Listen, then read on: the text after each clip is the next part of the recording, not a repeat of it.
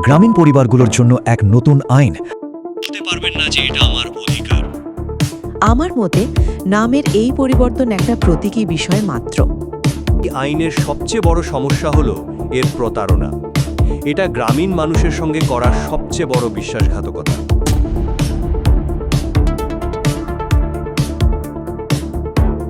গ্রামীণ পরিবারগুলোর জন্য এক নতুন আইন, আরও বেশি কাজের প্রতিশ্রুতি। কিন্তু এটা কি সত্যিই উন্নতি নাকি ধ্বংসের শুরু? কাগজে কলমে কাজের দিন তো বাড়ল ১০০ থেকে ১২৫, কিন্তু দেখুন মূল শব্দটাই উধাও, নিশ্চিত। একে বলা হচ্ছে উন্নত সংস্করণ, কিন্তু অ্যাক্টিভিস্টদের মতে মূল আইনের ভিত্তিটাই ধ্বংস করে দেওয়া হয়েছে। আগের আইনটা ছিল চাহিদা নির্ভর, মানে কাজ চাওয়াটা ছিল মানুষের আইনি অধিকার, সরকার দিতে বাধ্য। আর এখন ব্যবস্থাটা পুরোপুরি সরবরাহ নির্ভর, মানে টাকা থাকলেই কাজ মিলবে, না থাকলে নেই। তাহলে এই সরবরাহের চাবিকাঠিটা কার হাতে? ক্ষমতা চলে গেছে সোজা কেন্দ্রের হাতে। তিনটি গুরুত্বপূর্ণ ক্ষমতা। প্রথমত, কোন রাজ্যে বা জেলায় এই প্রকল্প চলবে সেই সিদ্ধান্ত এখন পুরোপুরি কেন্দ্রের।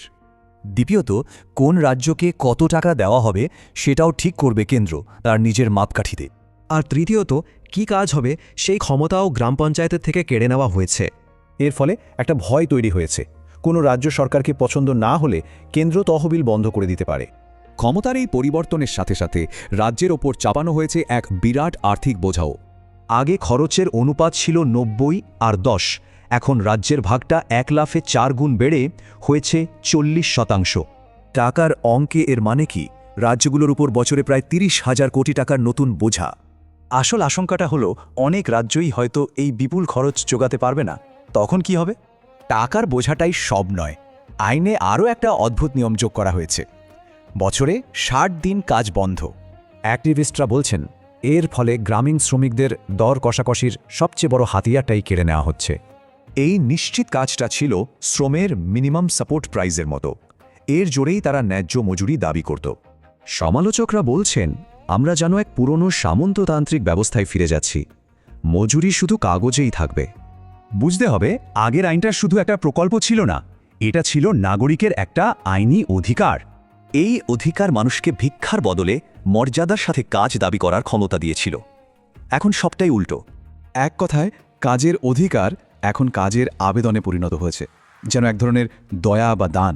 যখন একটা সুরক্ষার জাল এভাবে বদলে ফেলা হয়, তখন প্রশ্ন ওঠে, কারা এর থেকে ছিটকে পড়বে?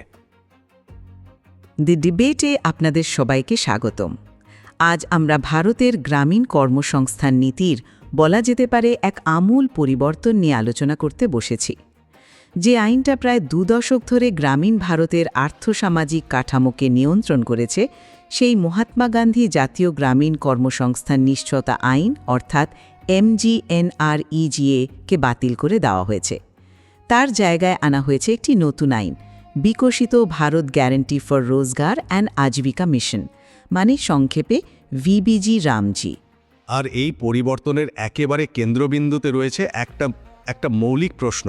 এই নতুন আইনটা কি সত্যিই গ্রামীণ কর্মসংস্থান ব্যবস্থাকে আরও কার্যকর, আরও স্বচ্ছ এবং অর্থনৈতিকভাবে টেকসই করার একটা চেষ্টা, নাকি এটা আসলে কয়েক দশক ধরে লড়াই করে পাওয়া গ্রামীণ দরিদ্র মানুষের কর্মের আইনি অধিকারকে কেড়ে নেওয়ার একটা সুচতুর চক্রান্ত? আমি এই আলোচনায় সেই দিকটাই তুলে ধরব যা বলছে যে এই নতুন আইনটা একটা অত্যন্ত প্রয়োজনীয় এবং আমি বলবো সময়োপযোগী সংস্কার। এটি আর্থিক শৃঙ্খলা আর লক্ষ্যভিত্তিক উন্নয়নের ওপর জোর দিয়ে একটা দীর্ঘমেয়াদী টেকসই ব্যবস্থা তৈরি করবে। আর আমি দেখাবো কি করে এই নতুন আইন MGNREGA এর আত্মাকেই আসলে ধ্বংস করে দিয়েছে। যে আইনটা ছিল মানুষের অধিকারের বর্ম, তাকে কিভাবে একটা ফাঁপা রাজনৈতিক প্রতিশ্রুতিতে পরিণত করা হলো, সেই বাস্তব চিত্রটাই আমি তুলে ধরব। দেখুন, আমার অবস্থানটা বেশ স্পষ্ট। MGNREGAর যে চাহিদাভিত্তি মডেল, মানে যাকে আমরা ডিমান্ড ড্রিভেন মডেল বলি, তার উদ্দেশ্য যে মহৎ ছিল সে নিয়ে কোনো সন্দেহ নেই। কিন্তু আমাদের একটু বাস্তববাদী হতে হবে। দেশের অর্থনীতির ওপর এটা সত্যি বলতে এমন একটা চাপ তৈরি করছিল যা আগে থেকে অনুমান করা প্রায় অসম্ভব ছিল, আর সেটা সামলানো খুব কঠিন হয়ে পড়ছিল। যে কোনো রাজ্য থেকে যে কোনো সময় কাজের দাবি উঠলে তার জন্য টাকা বরাদ্দ করে রাখাটা একটা বিশাল চ্যালেঞ্জ। এই নতুন সরবরাহ ভিত্তিক বা সাপ্লাই ড্রিভেন মডেল সেই অনিশ্চয়তা দূর করছে। সরকার একটা নির্দিষ্ট বাজেট ঠিক করবে এবং সেই অনুযায়ী কাজ হবে। এতে পরিকল্পনা অনেক সহজ হয়, আর্থিক অপচয় কমে। দ্বিতীয়ত, কেন্দ্র ও রাজ্যের খরচের ভাগ ৯০-১০ থেকে বদলে ৬০-৪০ করা হয়েছে। এটা শুধু একটা কন্টেন্ট অ্যাকাউন্টিং চেঞ্জ নয়, এর মানে হলো এখন রাজ্যেরও একটা বড় দায়িত্ব থাকছে। যখন রাজ্যের কোষাগার থেকে ৪০% টাকা যাবে, তখন তারা প্রকল্পের গুণমান নিয়ে, তার রূপায়ণ নিয়ে অনেক বেশি সতর্ক থাকবে। এটাকে আমি বলি স্কিন ইন দ্য গেম, নিজেদের দায়িত্ববোধ। আর সবশেষে, ফসল কাটার মরশুমে কাজ বন্ধ রাখার যে বিধান, সেটা তো গ্রামীণ অর্থনীতির বাস্তবতাকে স্বীকার করে নেওয়া। MGNRG এর জন্য কৃষি খাতে শ্রমিকের যে আকাল দেখা দিয়েছিল, এই আইন সেই ভারসাম্য ফিরিয়ে আনবে। আপনার কথাগুলো শুনতে মানছি খুব যুক্তিসঙ্গত লাগছে, কিন্তু আসল সত্যিটা বোধহয় লুকিয়ে আছে এই শব্দগুলোর আড়ালেই। আমার কাছে এই আইনের সবচেয়ে বড় সমস্যা হলো এর প্রতারণা। এটা গ্রামীণ মানুষের সঙ্গে করা সবচেয়ে বড় বিশ্বাসঘাতকতা। যে জিনিসটা ছিল তাদের আইনি অধিকার, অর্থাৎ একজন নাগরিক কাজ চাইলে রাষ্ট্র তাকে কাজ দিতে আইনত বাধ্য, সেটাকে এখন পরিণত করা হয়েছে একটা সরকারি দানে। এর মানে কি দাঁড়ালো? মানে খুব সোজা, সরকারের বাজেট আছে তো কাজ আছে, বাজেট ফুরুলে সব বন্ধ। আপনার চাহিদা থাকলেও আপনি আর আদালতে যেতে পারবেন না, বলতে পারবেন না যে এটা আমার অধিকার। কর্মদিবস ১০০ থেকে বাড়িয়ে ১২৫ দিন করার ঘোষণাটা তো আরও বড় একটা ধোঁকা, কারণ এই ১২৫ দিনের কোনো আইনি গ্যারেন্টি নেই, এটা একটা ফাঁকা প্রতিশ্রুতি মাত্র। আর রাজ্যের ঘাড়ে খরচের ৪০% বোঝা চাপানোর যে যুক্তি আপনি দিলেন, তার ফল কি হবে ভেবে দেখেছেন? প্রায় ৩০,০০০ কোটি টাকার অতিরিক্ত বোঝা। পশ্চিমবঙ্গ, বিহার বা ওড়িশার মতো রাজ্য, যাদের আর্থিক অবস্থা খুব ভালো নয়, তারা এই টাকা কোথা থেকে আনবে? ফলে যা হওয়ার তাই হবে, ওইসব রাজ্যে এই প্রকল্প মুখ থুবড়ে পড়বে। আর সবচেয়ে ভয়ঙ্কর যে দিকটা আপনি এড়িয়ে গেলেন, তা হলো আইনের ৫.১ ধারা। এটা তো সোজাসাপটা রাজনৈতিক বিরোধীদের কোণঠাসা করার জন্য আইনের নামে একটা অস্ত্র তুলে দেওয়া হলো কেন্দ্র। এখন ঠিক করবে দেশের কোন গ্রামে এই প্রকল্প চলবে আর কোন গ্রামে চলবে না। এর চেয়ে বড় বিপদ আর কি হতে পারে? আপনি অধিকার শব্দটার উপর খুব বেশি জোর দিচ্ছেন, কিন্তু আমি বলবো এটা শুধু অধিকারের প্রশ্ন নয়, এটা আর্থিক বিচক্ষণতারও প্রশ্ন। একটা রাষ্ট্র তো আবেগে চলতে পারে না, তাকে হিসেব করে চলতে হয়।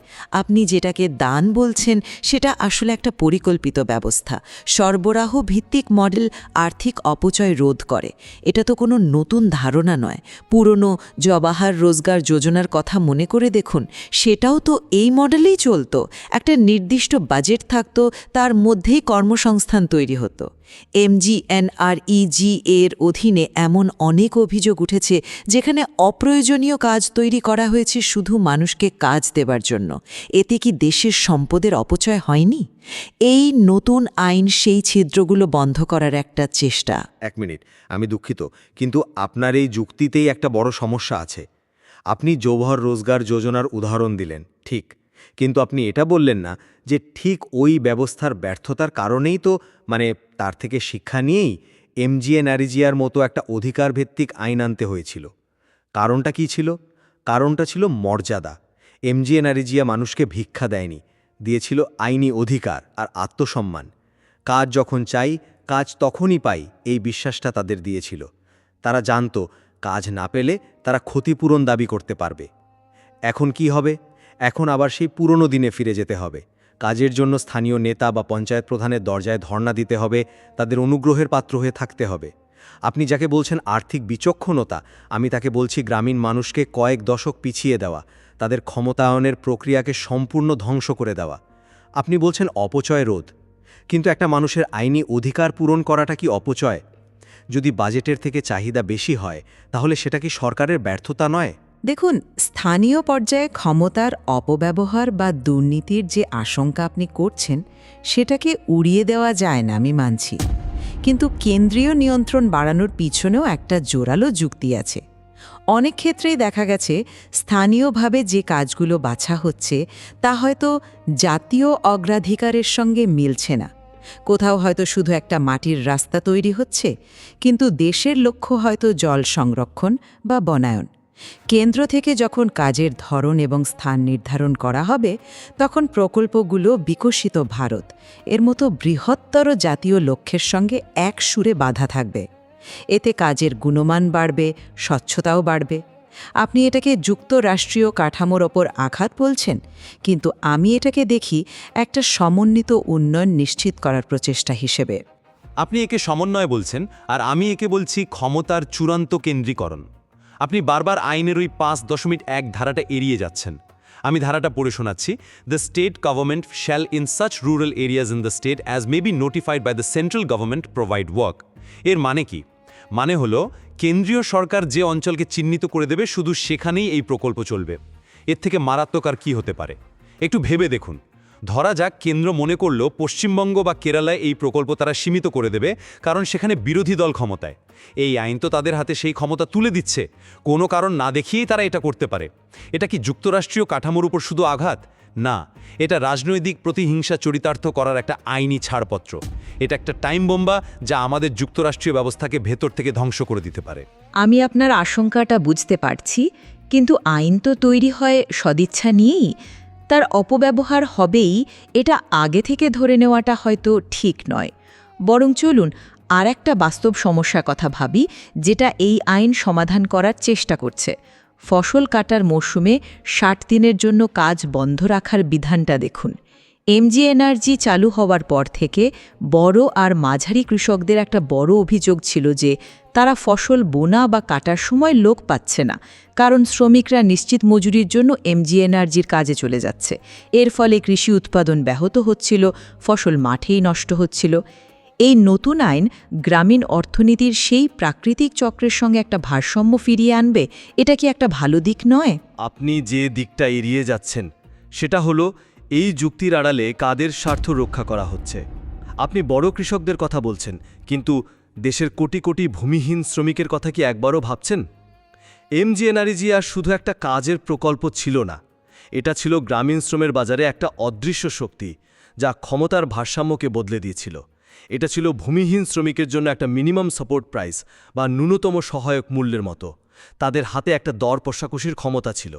তারা গ্রামের মহাজন বা বড় কৃষককে বলতে পারত, যদি ন্যায্য মজুরি না দাও আমরা এমজিএনআরজির কাজে চলে যাব। এই নতুন আইন সেই দর কষাকষির ক্ষমতাটাকে পুরোপুরি কেড়ে নিচ্ছে। আর কখন কাটছে? ঠিক ফসল কাটার সময়, যখন শ্রমিকের চাহিদা সবচেয়ে বেশি। ঠিক সেই সময়ে সরকারি কাজের দরজা বন্ধ করে দেওয়া হচ্ছে। এর ফল কি হবে? শ্রমিকরা বড় কৃষক বা ঠিকাদারদের বেঁধে দেওয়া সস্তা মজুরিতে কাজ করতে বাধ্য হবে। আপনি যাকে বলছেন ভারসাম্য, আমি তাকে বলছি শ্রমিকদের শোষণ করার পথকে আরও প্রশস্ত করে দেওয়া। কিন্তু শ্রমের বাজারে একটা স্বাভাবিক চাহিদা আর যোগানের পরিস্থিতি তৈরি হওয়াটাও তো দরকার। অর্থনীতি তো শুধু এক পক্ষের স্বার্থ দেখে চলতে পারে না। ঠিক আছে, এই বিতর্ক চলতেই থাকবে। এবার আইনের উদ্দেশ্য এবং নামকরণ নিয়ে একটু কথা বলা যাক।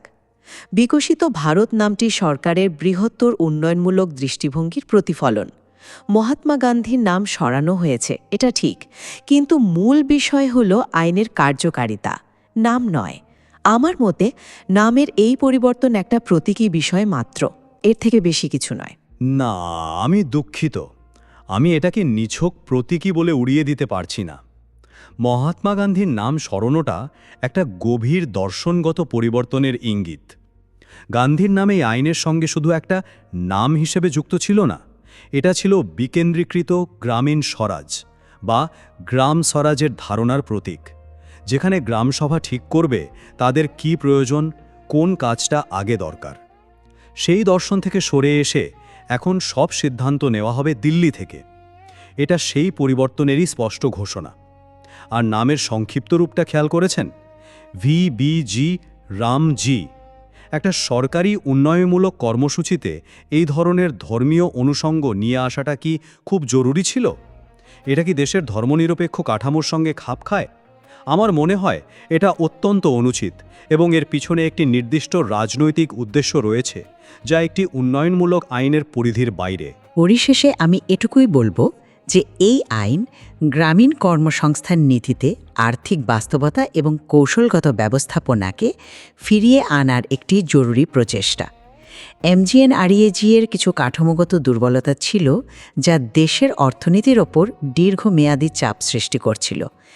এই সংস্কার হয়তো নিখুঁত নয়, এর বাস্তবায়ন নিয়ে কিছু উদ্বেগ থাকতেই পারে, কিন্তু দীর্ঘমেয়াদে এটি একটি আরও সুসংগঠিত, লক্ষ্যভেদী এবং টেকসই ব্যবস্থা তৈরি করার সম্ভাবনা রাখে। আর আমি আমার অবস্থানেই স্থির থাকব। এই আইনটি একটি যুগান্তকারী অধিকারভিত্তিক আইনকে ধ্বংস করে গ্রামীণ দরিদ্রদের অসহায় করে তুলেছে। যা ছিল মানুষের আইনি অধিকার, তা এখন পরিণত হয়েছে সরকারি দয়ায়। কর্মসংস্থানের নিশ্চয়তাকে সরকারের ইচ্ছার উপর ছেড়ে দেওয়া হয়েছে, যা সামাজিক ন্যায় বিচারের ধারণার সম্পূর্ণ পরিপন্থী। এটা কোনো সংস্কার নয়, এটা একটা পশ্চাৎমুখী পদক্ষেপ, যা গ্রামীণ ভারতকে পিছনের দিকে ঠেলে দেবে। অত্যন্ত গুরুত্বপূর্ণ সন্ধিক্ষণে দাঁড়িয়ে এই আইনের প্রতিটি ধারা, প্রতিটি পরিবর্তন নিয়ে আরও গভীর বিশ্লেষণের প্রয়োজন। এবং সবশেষে প্রশ্নটা সেখানেই ফিরে আসে, এই পরিবর্তন কি গ্রামীণ ভারতকে সত্যি বিকশিত করার পথে এগিয়ে নিয়ে যাবে, নাকি তার সবচেয়ে দুর্বল, সবচেয়ে প্রান্তিক মানুষগুলোকে আরও গভীর অন্ধকারে ঠেলে দেবে? উত্তরটা হয়তো সময়ই দেবে।